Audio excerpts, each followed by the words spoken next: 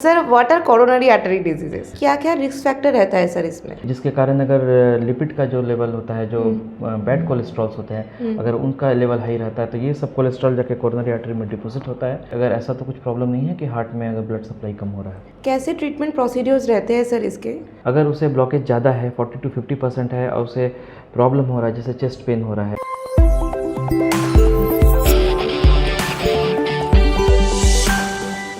नमस्कार, गौरी देवी हॉस्पिटल से मैं शाइनी और आज मेरे साथ है renowned cardiothoracic vascular surgeon doctor Ravi Ambasta. Welcome sir to our show. Thank you for the introduction. तो सर के साथ आज हम लोग डिस्कस कर लेंगे रिलेटेड टू CABG। तो आगे जाके आप लोगों के लाइफ में बहुत ही आसानी होगा इस रिगार्डिंग कोई भी प्रॉब्लम हो तो sir what are coronary artery diseases? तो हम पहले समझते हैं कि कोरोनरी आर्टरीज क्या होते हैं। हमारे बॉडी को हार्ट जो है एज अ पंप काम करता है, and heart supplies blood to each and every organ, and heart को सप्लाई करने के लिए जो आर्टरीज होते हैं उसको बोलते हैं कोरोनरी आर्टरीज। तो अगर इस कोरोनरी में अगर एथेरोस्क्लेरोटिक प्रोसेस हो, जैसे कि फैट या लिपिड डिपोजिशन हो, इसमें कहीं ब्लॉकेज आ जाए, तो इसको बोलते हैं कोरोनरी आर्टरी डिजीज। क्या क्या रिस्क फैक्टर रहता है सर इसमें? रिस्क फैक्टर्स होते हैं जैसे कि जेनेटिक फैक्टर्स हो गए। अगर पेरेंट्स को या फिर अगर दादा परदादा को अगर ये कोरोनरी आर्टरी डिजीज़ रहा है तो फिर बच्चों में ये चीज़ हो सकता है। उसके बाद है कि लाइफस्टाइल, अगर कोई एक्सरसाइज कम करता है या सेडेंट्री लाइफस्टाइल, अगर ज़्यादातर बैठे रहने का काम है, एंजाइटी वाला काम है उसका। उसके बाद है कि जो फूड हैबिट्स होता है, अगर फूड में अगर ऑयली फूड ज़्यादा खाना, तला हुआ चीज़ ज़्यादा खाना, फास्ट फूड खाना, जिसके कारण अगर लिपिड का जो लेवल होता है, जो बैड कोलेस्ट्रॉल्स होते हैं, अगर उनका लेवल हाई रहता है तो ये सब कोलेस्ट्रॉल जाके कोरोनरी आर्टरी में डिपॉजिट होता है, और ये अल्टीमेटली ये नैरोइंग या फिर ब्लॉकेज कराता है कोरोनरी आर्टरीज का। कैसे हम लोग इसको डायग्नोसिस करेंगे कि ये डिजीज हम लोग को हुआ है? तो डायग्नोसिस के लिए क्या है कि अगर किसी भी पेशेंट को अगर कोई प्रॉब्लम हो, जैसे कि उसे चेस्ट पेन हो, जनरली चेस्ट पेन इसका होता है लेफ्ट साइड में, रेडिएट करता है बाजू में, लेफ्ट हैंड में रेडिएट करता है। Sometimes it can radiate to neck and tooth, या फिर एसिडिटी की तरह भी प्रेजेंट कर सकता है। अगर पेशेंट्स को ऐसा भी कोई भी चीज़ हो तो अपने नज़दीकी डॉक्टर के पास जाना चाहिए।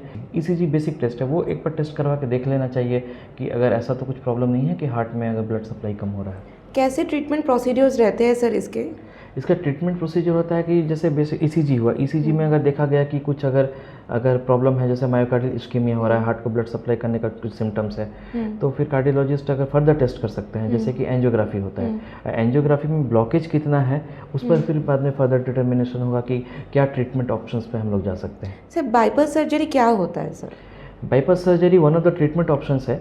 तो अगर एंजियोग्राफी में मालूम चला कि पेशेंट को 5 to 10% ब्लॉकेज है, और तब समय क्या होगा, उसे मेडिकल मैनेजमेंट पर रखा जाएगा। अगर उसे ब्लॉकेज ज़्यादा है, 40 to 50% है, और उसे प्रॉब्लम हो रहा है, जैसे चेस्ट पेन हो रहा है, चेस्ट पेन एट वर्क, ठीक है, जो नॉर्मल काम वो करता था, या चेस्ट पेन एट रेस्ट हो रहा है, तो उस समय 40 to 50% पे या 1 या 2 वेसल डिजीज़ है, तो उस समय कार्डियोलॉजिस्ट स्टेंट बैठा सकते हैं।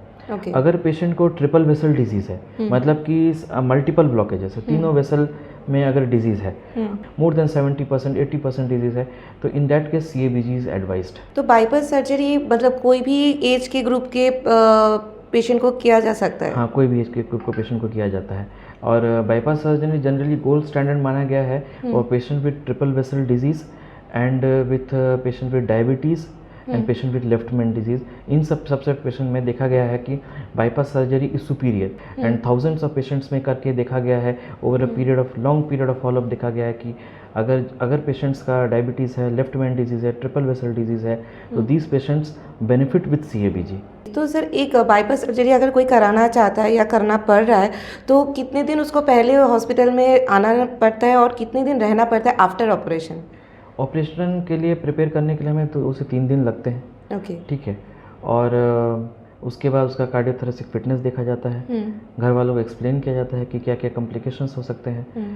ऑपरेशन करने में 2 से 4 घंटे लगते हैं, एंड ऑपरेशन सपोज अगर patient Monday it gets operated, so by Thursday और फ्राइडे ही इज मतलब fit to be discharge, and Friday Saturday he gets discharge. घर में ले जाने के बाद एक पेशेंट को क्या क्या फॉलो करना पड़ता है, डाइट में या फूड हैबिट्स में या लाइफस्टाइल में? एक चीज़ हमें समझना पड़ेगा कि bypass surgery is not a curative surgery, it is just a palliative surgery. Okay, तो हमें क्या करना है कि पेशेंट को जो रिस्क फैक्टर्स हैं, ठीक है, उसे वो रिस्क फैक्टर को कम करना पड़ेगा।